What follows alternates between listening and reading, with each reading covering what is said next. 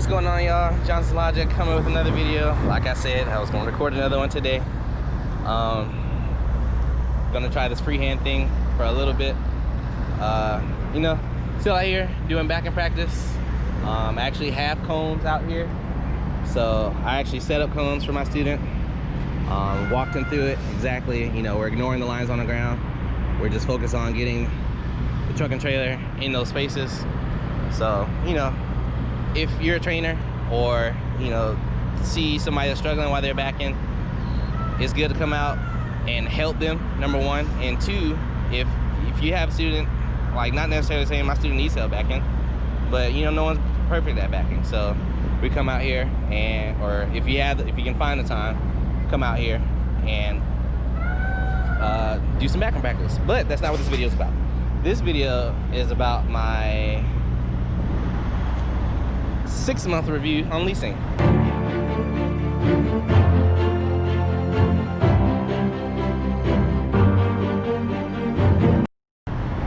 So I've been a lease/owner operator for 6 months now. Out of those 6 months, I have been training for 4 of them, 3 of them. So 3 months training, 3 months solo. In those 6 months, I've probably taken off about maybe about 23 days of home time. Now, excuse me, that may seem like a lot to some people, but to me, I'm very good with my finances. So to me, I just took 23 days of vacation this year already, but I can afford to do so. You know, because I put money away, and I'm gonna get another finance video out there soon. I really have like 2 or 3 more things to get in line. And the reason I keep looking, I want to make sure that he's not hitting nothing. But I really want to get 2 or 3 more things lined up finance wise until I actually put a video out there, you know, and I can actually show, you know, exactly what I've been doing or exactly how I'm doing things. You know, to stay organized or anything of that nature. So, actually, I'm gonna stop him real quick. Hey!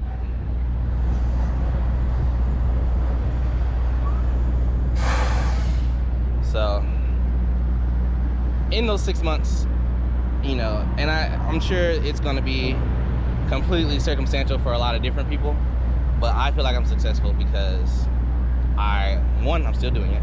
You know, it's not like I'm in the hole every week, and you know, I'm able to keep my truck moving as well as my family moving as well. All right, so this is the space, right? So if you stand on this corner, this cone right here, and look straight at that cone, so your trailer needs to be flush into this. So you see how you have the angle? So you want to get the angle out. Right now, you're actually doing it correctly, but at some point, you're gonna have to turn the trailer from here and get it lined up with this cone. So if you stand right here on that cone and look at this cone, and it's kind of sense where your trailer's gonna go, you'll be able to get it in just fine. Okay? So go ahead. So, like, turn hard left? What way are you turning right now? Straight, but I was gonna turn left. All right, so remember what I told you the goal was at this point right here? At this point, you're just trying to get the trailer into the hole, okay? So right now, we're gonna focus on just that, and then once you feel like you're back here, set the brakes, hop out, we'll go, you know, we'll review it, okay? But I can't see it in the mirror. I can't see it. If you can't see the cone in the mirror, get the truck and trailer to a point where you can see the cone, okay? Sorry, well, not sorry, but I mean, I told y'all what I was doing out here. So, like I said, I feel like I'm successful because, you know, my business is still up and booming. You know, me and my student just had 5 days off, or 4 days off. You know, we're back out here again. You know, a lot of people, I guess a lot of lease or owner operators can, you know, take home time and then their business crashes, or, you know, whatever the case may be, to allow them to be unsuccessful, and, you know, they're not taking enough time to stay out on the road. Like for instance, me personally, I generally try and stay out OTR, coast to coast, generally 6 to 8 weeks before I even consider thinking about when I want to take home time. You know, some drivers come out, you know, 1 week, 2 weeks, and then they're like, all right, I'm ready to go to the house. You know, whether it be for a day or 2 days or 3 days, something that a lot of people don't understand, and this also comes with research on your profession in the first place,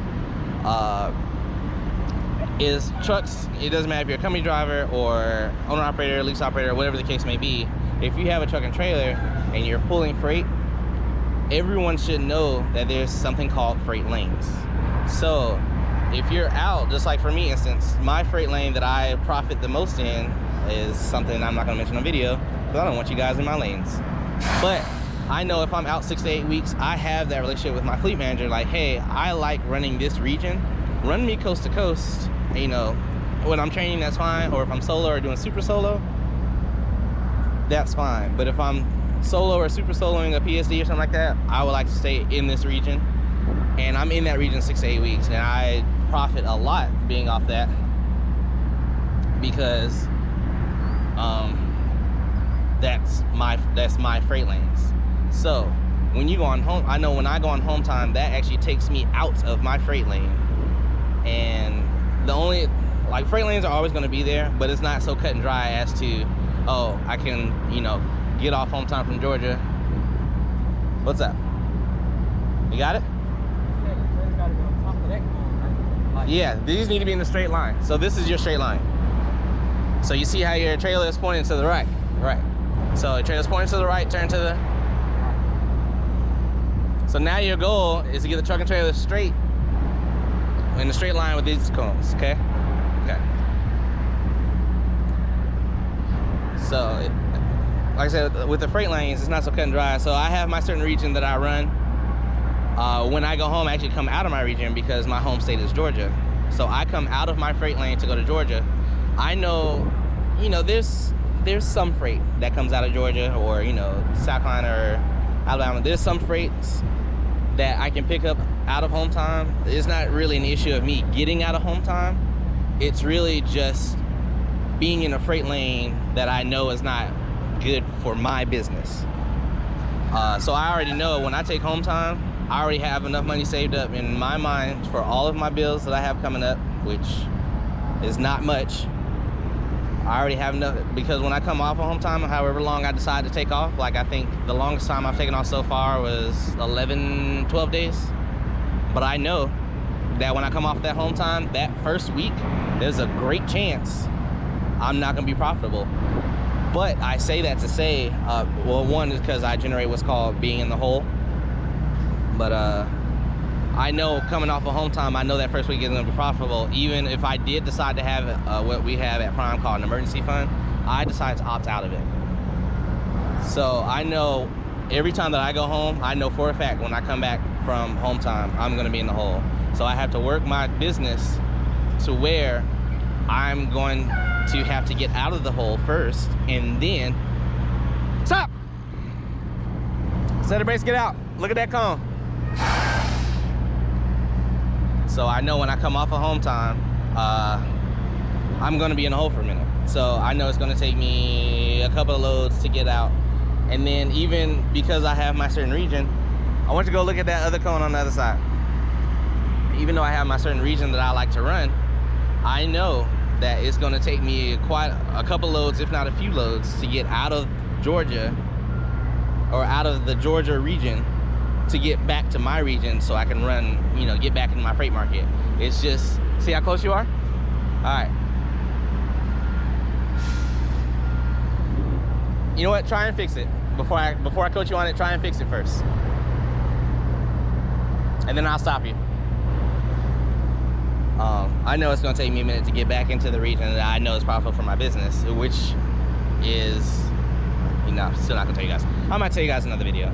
But right now, it's an open market for that region, so no. Like, and just for instance, you know, we were just home 4 days. I knew I had a load to cover for us being home those days. So I wouldn't go into the hole, but that load actually got pushed by accident to another week. And then when we picked up that load out of Calhoun, Georgia, going to Kent, Washington, because of that 10-hour detention, that load got pushed to the week after that. So I did end up actually going into the hole this week. I think it was about $875, something like that. Obviously, I'm a team truck, or team/trainer truck. Obviously, I'm gonna be able to get out of that exponentially quickly. Or like, I think that first load, actually using that load from Georgia to Washington,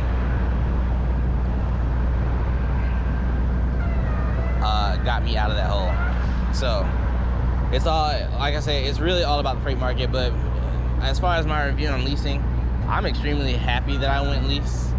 But also, which I tell all my trainees, or when I'm on the phone talking to other drivers, other trainers, I tell them all the time,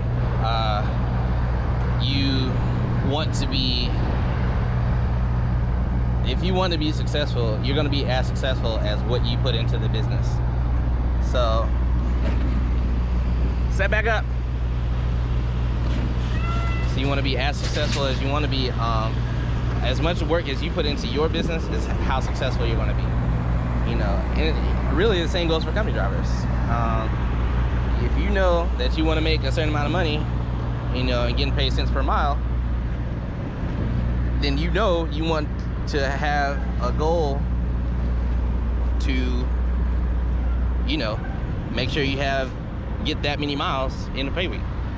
And the only way to do that is having at least for us here at Prime, especially company drivers, having that relationship with your fleet manager, letting him know, like, hey, I have an expectation to make this amount of money every week. If he reciprocates that, that's cool. If not, that's something you guys are gonna have to work with.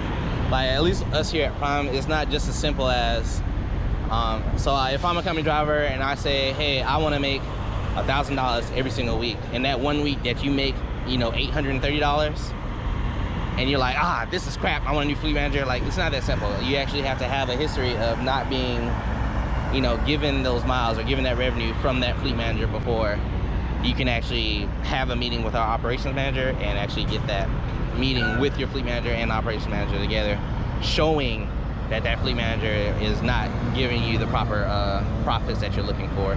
For lease, it's kind of the same thing. It's kind of the same thing for lease. You can't just up and say, I want a new fleet manager just because you guys have a disagreement. It has to be, you have to have reasons, or you have to show a timeline, like, okay, this is what happened here on this date. We didn't agree here, we didn't agree here, we didn't agree here, we didn't agree. It's got to be a multiples thing, because it can't just be spur of the moment, like, I want just one new fleet manager. Like, it's not how that works.